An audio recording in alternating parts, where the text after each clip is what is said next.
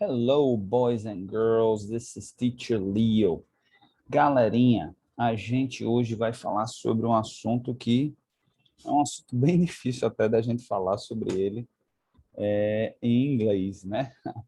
Nossa aula de Geography, mas dessa vez a aula a gente vai trazer um pouquinho de material em português, porque a gente vai falar sobre extrativismo no Brasil, né? Extrativismo dos dois pontos, extrativismo mineral e extrativismo vegetal, ok? Então, vamos começar a trabalhar em cima disso nesse momento, tá certo? Antes da gente começar, né, gostaria de dizer que, aliás, gostaria de saber, né, se gostaram da aula lá da gente sobre Palestina e Israel, sobre esse debacle, esse problema aí entre a gente. Eu falei Argentina, foi Palestina. Eu acho que eu ia falar Argentina, Palestina e Israel, tá? Muita gente tem dificuldade de entender, vocês provavelmente têm dificuldade de entender, né? Porque são bem jovens. E aí a ideia da nossa aula anterior foi exatamente isso, foi trazer um pouquinho da história, do conhecimento, né? Um assunto que a gente poderia classificar como assunto de atualidade e está dentro aí de geography, atualidade está dentro de geography, tá certo? Obviamente, para a gente entender as coisas do presente, às vezes a gente tem que ir um pouquinho para o passado, né? A gente tem que dar uma estudadazinha lá no passado, entender como foi que tudo começou, para a gente poder saber o que está acontecendo nesse momento. E eu espero que pelo menos eu tenha passado a mensagem, né? Lá na aula da gente que o problema entre Palestina e Israel é um problema de milhares de anos. Então, não dá para a gente simplificar, né? Vamos acabar esse movimento aí, existe esse movimento no Brasil de tentar simplificar tudo, achar que tudo é simples. Gente, se tudo fosse tão simples, né? Não existiria problema no mundo, não é verdade? Não existiria. Então, se fosse tão simples assim, quando a gente tem um problema simples, mais ou menos, resolve rapidinho. Ou problem solve. Não é o caso, tá certo? Então, vamos lá. Vamos voltar aqui para a nossa aula, né? Brazil, the biggest extractivist in South America. Então, a gente vai anotar esse conceito aí, né? Extrativismo. Em inglês, a gente vai chamar de extractivism, tá? E a gente vai chegar à conclusão de que o Brasil é o maior extrativista da América do Sul. O Brasil não só é um país, é o maior país da América do Sul, mas também é um dos países mais ricos do ponto de vista de recursos naturais. Tá? Do ponto de vista econômico também é o mais rico, tá? E é um dos mais ricos do ponto de vista de recursos. Tá?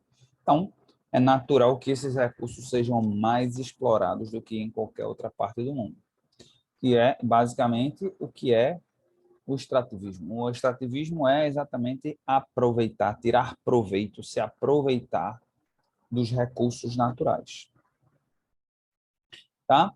E esse extrativismo ele pode ser vegetal, ou seja, tirar proveito do que é vegetal, ou pode ser mineral, tirar proveito do que é mineral, ok?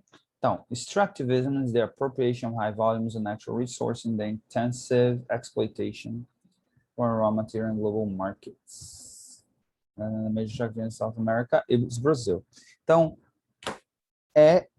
extrativismo deve ser estudado, mas deve ser estudado sob que prisma, sobre que ótica, sobre que ponto de vista? Bom, no seguinte ponto de vista, que o extrativismo é quando a gente explora recursos naturais e a gente exporta esses recursos naturais na forma crua deles, digamos assim, né?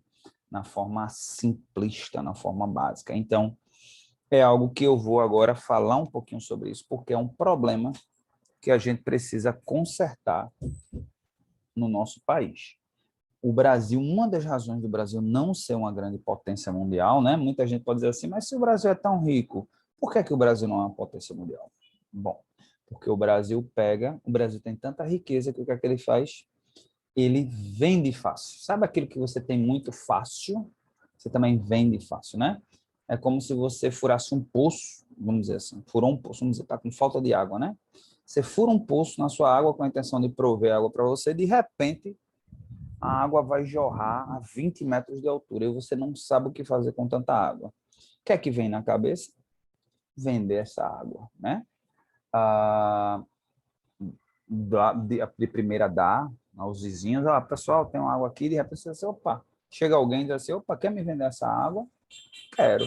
Só que você não vai, a pessoa que vai comprar, na verdade, ela não vai querer pagar caro, né? Ela vai dizer, opa, peraí, deixa eu pegar um contêinerzinho aqui, quanto é aqui? É R$ 1. Ah, enche aí a garrafão, é R$ 1. A pessoa vai, compra o garrafão, você vai, opa, o garrafão hoje em dia, o mais barato é 5 a 6 reais, o mais caro R$ 10. Vamos dizer que a água seja de excelente qualidade. Então, um garrafão de Indaiá é R$ 10, 11. O camarada está comprando por R$ 1. Opa, me dei bem. E ele sempre vai lá e as outras pessoas já daqui a pouco ficam sabendo, tá certo? E o que é que vai acontecer? Você, como tem. E daqui a pouco você começa a ganhar dinheiro. As pessoas chegam lá, se servem, vão embora, você não tem nem o trabalho. Você, massa, você não ganhava dinheiro nenhum, de repente, vamos dizer, está ganhando R$ 100 por dia, tá? Beleza, né? Mas o que é que acontece? Se você tivesse aberto a empresa, se organizado, comprado garrafões, comprado uma máquina para engarrafar, né, para lacrar esses garrafões, botar o selo, vamos dizer que você gastasse um dinheirinho aí, mas depois você conseguiria vender tranquilamente esse garrafão por 5, 6 reais, que é a qualidade da Indaiá com a qualidade ainda é, mas com seu lacre. Então, use pela metade do preço, R$ 11, 5,50. Então, você multiplicaria por 5 o seu ganho. Então, se você ganhava R$ 100 por dia, você ia passar a ganhar R$ 500 por dia.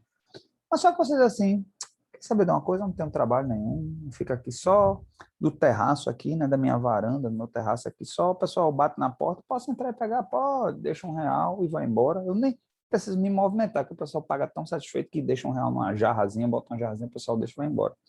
Só que os recursos, eles não são infinitos, eles são finitos. E aí, o que é que acontece? Você poderia estar num patamar muito melhor, você poderia estar, vamos dizer, rico, vamos fazer a conta aqui, né? Vocês são 7 anos, já sabem fazer conta. Então, R$ 100 vezes 30, a pessoa tira R$ 3.000 por mês. Poxa, eu que não ganhava nada, estou ganhando R$ 3.000 por mês. Legal. Só que se você vendesse a R$ 6, né, você estaria tirando R$ 18.000. Então, olha, 3 para 18. Só porque você não quis fazer um investimentozinho.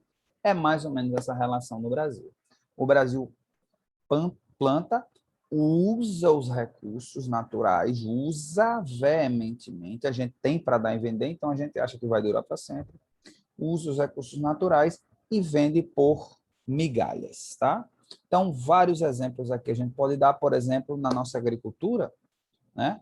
A nossa soja, o nosso milho, tá certo? Então, a gente, ó, vendendo a preço de banana, tá certo? Ah, não, professor, mas as commodities, né? Commodities são esses preços de produtos básicos, produtos crus, tá no patamar mais alto, sim. Mas se a gente agregasse valor aqui, a gente venderia muito por um preço muito melhor. Se a gente pegasse, empacotasse, ou fizesse alguma coisa que tem vários derivados da soja, como o óleo de soja, como a carne de soja, como o leite de soja, como vários outros recursos, a gente, na verdade, ganharia muito mais dinheiro. Mas o que é que a gente faz? Usasse essa soja, porque a soja, na verdade, é exportada para alimentar animais, né? A maioria dessa soja vai para a China. Se a gente criasse uma política dizer, não, essa soja vai para alimentar nosso rebanho, para nossos animais, a gente não estaria pagando um absurdo de carne que a gente está pagando. O frango, cara, todo tipo de carne, cara, você conversar com papai e mamãe, provavelmente vocês não sabem, né, que são pequenininhos, mas não, tá papai e mamãe. A carne tá cara, o frango tá caro, o preço da proteína, né, do porco tá cara, tá recorde. E no dia que eu gravo essa aula, no dia anterior, na certo que eu gravei essa aula, eu ouvi noticiário de que os preços vão aumentar novamente, né? O Brasil é um país que tem crise e tem inflação ao mesmo tempo. Os preços das coisas subindo absurdamente, porque o mundo inteiro está crescendo e o Brasil não cresce. Por que será isso? Uma das razões, né? Não é a única razão, mas uma das é porque a gente vende tudo da gente muito barato. Então, estou dando um exemplo, né? A soja é um exemplo, o milho é outro exemplo, a nossa água, a gente desperdiça, a gente não vende água, mas a gente desperdiça muita água aqui. Até hoje não se acharam um jeito de levar água, mas vão, viu? Se preocupe, não, vão achar um jeito de levar a nossa água. E aí já falta água e vai faltar água para a população.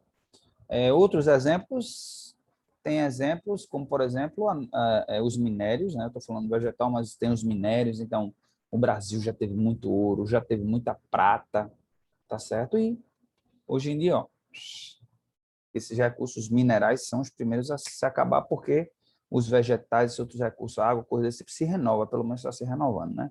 Mas os vegetais você tirou uma vez, são milhões e milhões de anos para que ele volte ao seu patamar.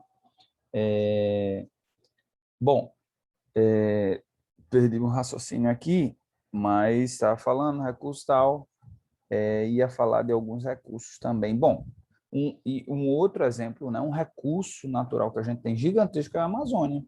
E a gente está tendo que destruir a Amazônia por ganância. E não é nem uma ganância em prol da gente.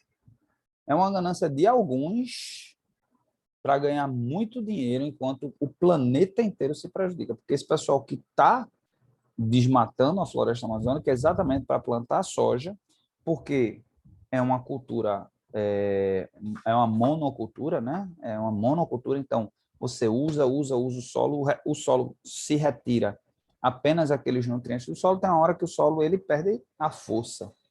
E aí o que é que acontece? O agricultor ele tem que invadir outro território para plantar num solo que tá mais rico. O solo amazônico é riquíssimo, né? Ali na região tropical, as árvores ali, milhões e milhões de anos ali, aquele solo riquíssimo até nutrientes do Saara, do deserto do Saara, a Amazônia recebe. Então, eles desmatam, tocam fogo para depois plantar soja e a gente nem se beneficia, que é vendido para o exterior.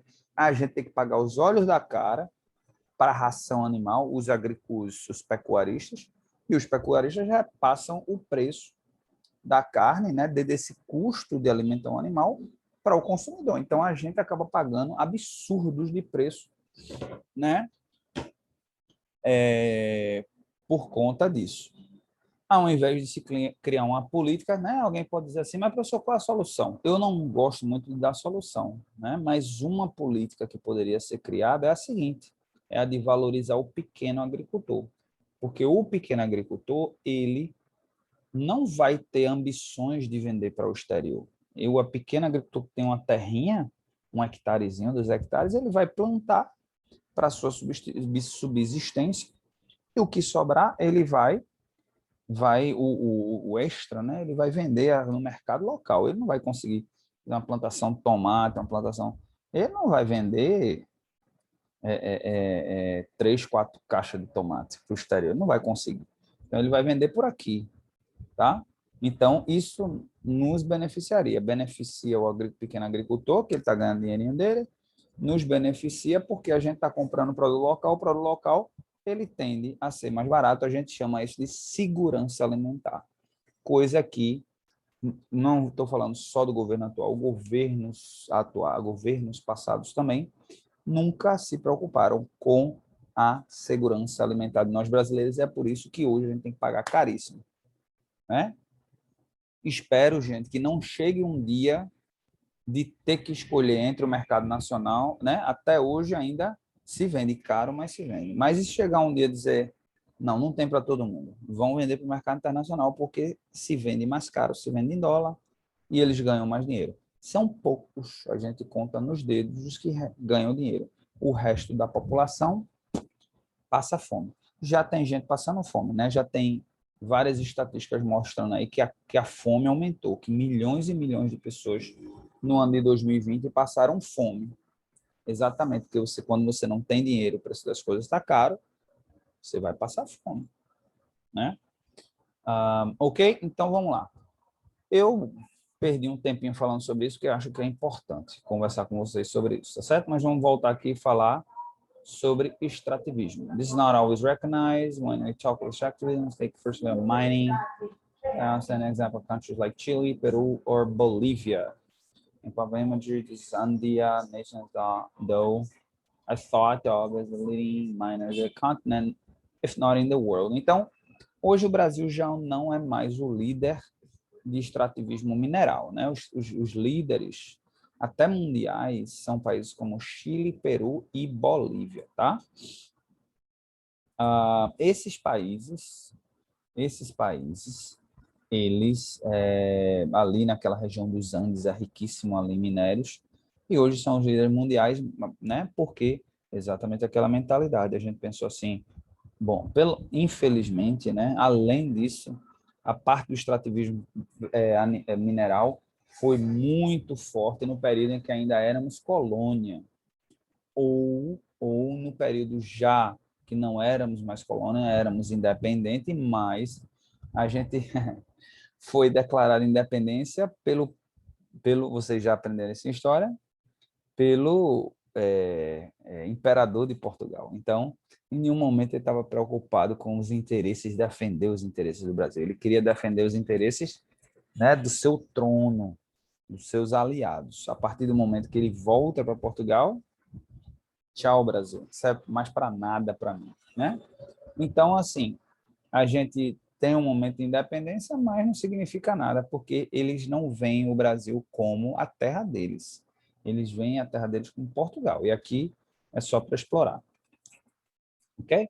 The reality in recent years is otherwise. Brazil is the biggest mining export continent. O Brasil, apesar de tudo, não fica muito atrás, não, tá bom? Então, vamos lá ver.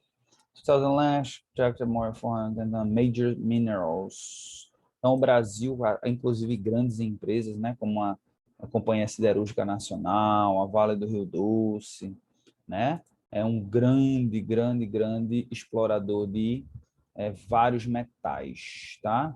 Dentre eles, copper, zinc, lead, tin, bauxite, coal and iron. Major mineral extraction and striking. Know that Brazil extracts almost 3 times the oil in South American countries. Então, esses minerais, o Brasil é um dos grandes exportadores, né? Até bem maior do que essas nações, tá certo? De certa forma, são minerais que têm o seu valor, mas não são tão valorizados como o ouro, como a prata, né? Como o bronze. Então, a gente, em termos de valores absolutos, a gente fica bem parelho ali, mas em volume a gente ganha bastante. Ok, então, South American countries, Brazil, iron, bauxite. Então, o forte da gente, né, é o ferro e a bauxita. Bauxite, eu acho que é bauxita. Agora, mineral, né? Bauxite em português. Bauxite, bauxita. Então, é isso mesmo, é bauxita. O Brasil é um grande exportador de ferro e bauxita. Inclusive o Brasil, né, até semana passada, estava tendo um debate grande ali, porque tá havendo uma discussão lá na Austrália. A Austrália é um dos grandes exportadores também do mundo de ferro, e aí houve esse debate na Austrália se a Austrália deveria parar de fornecer ferro para a China, né, porque a China é um país que tem demonstrado assim processos bem antiéticos, digamos assim, né? Então, cogitou-se essa possibilidade, obviamente voltaram atrás, porque aquela história, né? Dinheiro fala mais alto sempre, e aí os mineradores sofreriam muito, os funcionários dessas pessoas que trabalham como mineradores na Austrália sofreriam muito, e aí pensou-se até no Brasil. Só que o Brasil também deu meio que uma travada, até por conta desses acidentes que aconteceram recentemente, né? O de Brumadinho, teve o acidente de Brumadinho, e teve o de Mariana, né? Esses acidentes aí grandes. Então, meio que também o Brasil está meio capenga nisso daí, inclusive por conta da própria pandemia, que num primeiro momento de pandemia, a produção mundial, né, a demanda, a necessidade mundial por ferro diminuiu bastante e o Brasil ainda está se recuperando dessa parada, né? Porque uma indústria, quando ela vem no ritmo forte, vem numa crescente, tudo fica mais fácil. Mas quando você para de vez, ou quase de vez, para recomeçar, realmente não é fácil, ok? Então, vamos lá. Medicinal coal, lead, some rare earth, etc. Brazil, mining country and continent. Alright, checking all South American countries. Então, o Brasil, né, na questão do extrativismo mineral, é um dos maiores do mundo, tá certo? Principalmente nesses metais que eu comentei, mas assim, a verdadeira discussão vem na questão do extrativismo vegetal, ok? Isso não é increasing even more. Então, small compared to upstream indicator. Então, olha só que informação interessante. Veja o dano ao meio ambiente que a gente causa, tá certo? Para a gente fazer o extrativismo mineral. Então, o ouro, né? O ouro que é muito caro, é muito valorizado, mas 1 quilo de ouro, para a gente achar 1 quilo de ouro, a gente tem que remover 540 toneladas de material. Eu falei isso certo mesmo. 540 toneladas de material. Agora, me diga uma coisa, um buraco desse vai causar dano ou não vai? E esse material que a gente retirou, essas 540 toneladas de material, vai para onde? A gente vai jogar em algum lugar, né? Aquele lugar vai ter uma natureza, vai ter animais, vai ter vegetais. E a gente retirou aquele material em um lugar e botou em outro só para achar 1 quilo de ouro. Então, a gente tem que pensar muito sobre isso, tá bom? Ok? Vamos lá em termos de informação relevante. The mining, então, volume natural resources, hydrocarbons, agriculture, Brazil is a champion. Então, no extrativismo vegetal, como eu falei, né, o Brasil é um campeão, é um dos campeões. Petroleum producer, a gente ainda tem o petróleo, esqueci de falar, né? Holding third place in Latin America. Então, o Brasil é um dos grandes produtores também mundiais, né, de petróleo. Obviamente não chega nem perto ali, né, do pessoal ali da OPEP. Para quem não sabe, o que é a OPEP é a Organização dos Países Exportadores de Petróleo. São os maiores produtores de petróleo do mundo, pelo menos os maiores exportadores de petróleo do mundo, porque se eu não me engano, eu posso até estar errado, mas o maior produtor de petróleo do mundo é os Estados Unidos, por incrível que pareça. Mas os Estados Unidos têm uma demanda tão gigante por petróleo que ele ainda não pode se dar um luxo de dizer, te vira para lá, eu vou ficar só aqui para mim. Então, vários países, né, entre eles a Rússia, a Arábia Saudita, vários países do Oriente Médio são grandes exportadores de petróleo, a Venezuela, se eu não me engano, o maior produtor dos Estados Unidos, certeza, dos Estados Unidos é das Américas, o segundo é a Venezuela e o terceiro vem o Brasil. Então, o Brasil só fica fora aí por pouco de grandes produtores mundiais. Um dos problemas do Brasil é exatamente na questão porque o petróleo, a gente extrai o petróleo, mas a gente não melhora o petróleo, a gente não trabalha o petróleo, né? A gente não refina o petróleo. E é por isso que, na época do governo Lula, criou-se essa política de construir essas refinarias, inclusive uma aqui em Pernambuco, a refinaria Abreu e Lima, com essa intenção, fazer com que o petróleo, porque a gente extraía o petróleo, vendia o petróleo para o exterior e depois comprava esse petróleo mais caro. Veja que coisa engraçada. E é isso que acontece com outros extrativismos também. O ferro, por exemplo, a gente vende o ferro para fora, esse ferro é trabalhado e depois ele volta mais caro. Por que a gente não agrega valor, né? Por que a gente não cria indústrias aqui? Na parte do ferro, a gente já teve indústrias fortes. A gente já teve, por exemplo, a indústria automobilística. Pensou-se nisso lá nos anos 50 com Juscelino Kubitschek, mas de lá para cá pensou-se muito pouco. Então, o Brasil até que tem uma indústria razoável, tá? Mas está muito longe daquilo que é ideal. Mas, assim, para você ter uma ideia, o petróleo acontecer isso. No governo Lula, pensou assim, não, vamos construir as refinarias para a gente refinar aqui e a gente ficar independente. A verdade é que hoje não estão se preocupando muito com isso, até porque existe uma tendência grande, uma pressão grande mundial agora, com a chegada do governo Biden, de propor, né, formas de energia renováveis, né? Então, energia solar, energia eólica, né? E esses tipos de energia, a gente tem fontes renováveis como a hidrelétrica, por exemplo, a nossa energia elétrica, ela tem sua maior parte vem de energias hidroelétricas, né? Que exatamente usa a força da água. Eita, já passou alguém bem empolgadão aqui, tá? E aí a gente, nesse sentido, né, a gente está trabalhando em cima disso. O Nordeste aí despontando na frente com energia renovável. A gente tem sol o ano inteiro, a gente tem ventos, um dos melhores lugares do mundo, né, para se coletar o vento. Coletar, quando eu digo, extrair energia, criar energia através do vento, é exatamente no sertão.